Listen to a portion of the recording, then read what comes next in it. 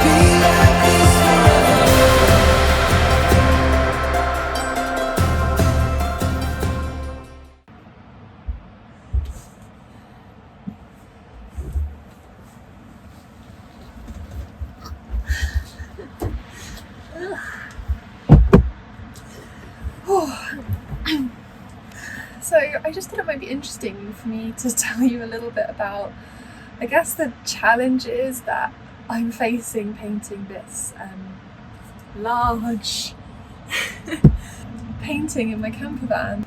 When I built Skye, I never expected to be working on large scale pieces in here.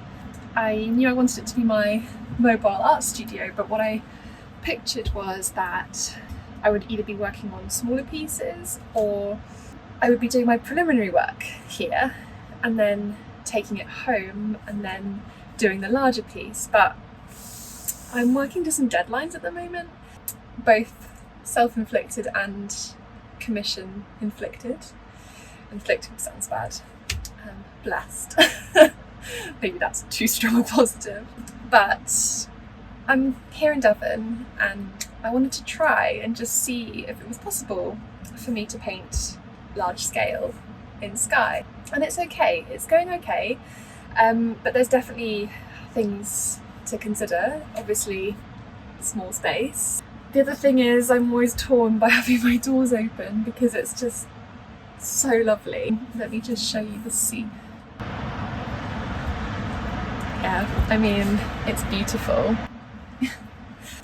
So there's wind to think about. Today fortunately is a really still day, but if there's ever wind then I risk things blowing in or my tracing paper blowing around, so that's why it's really stuck down with lots of sellotape to make sure that my paper underneath is safe.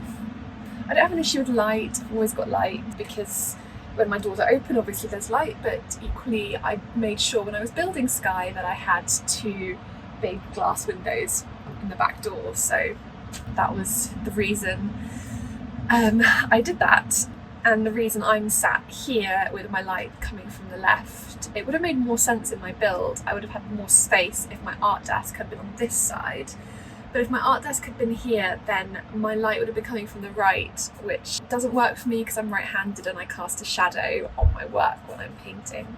Other challenges, just camper van living really. So when my board is out, I can't get to my living space. I have to go all the way around, but hey, that's minor.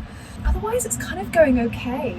Oh, the other thing is that because of my space, normally I have my artboard to the side, like it's smaller, and so I've got lots of space here to put my water jars and my palette and everything. It all fits really nicely here. But obviously when I'm working in a large, on a large piece, I don't have that space. So what I'm having to do is I'm having to rest everything on my painting. So when I've got jars full of water on my painting, it's just a little bit nerve-wracking.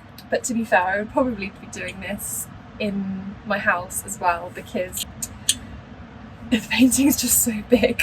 I'm having to like reach all over here to get water and paint. So yeah, so all in all, it's going pretty well. I'm sure I'll think of more things that I'll throw into the mix as I paint and things crop up. Hope it's interesting to see someone painting in a different environment. Just goes to show there's no limits really to what you can do, and if you found something that you love, find a way to make it fit into your life. That's what I've done, and it's the best thing I've ever done.